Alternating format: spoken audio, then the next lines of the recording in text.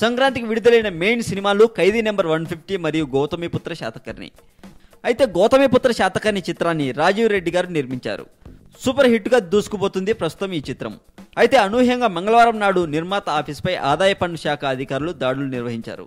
నిర్మాత రాజీవ్ రెడ్డితో పాటు నైజాం ప్రాంతానికి చెందిన ప్రముఖ హీరో నితిన్ గారి తండ్రి గారు అయిన డిస్ట్రిబ్యూటర్ సుధాకర్ రెడ్డి గారి ఆఫీస్పై కూడా ఐటీ దాడులు జరిగాయి అని సమాచారం.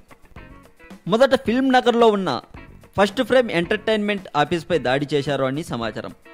ఆ తర్వాత శ్రేష్ఠ మూవీస్ కార్యాలయంలో కూడా ఐటీ అధికారులు సోదాలు నిర్వహించారు అని సమాచారం.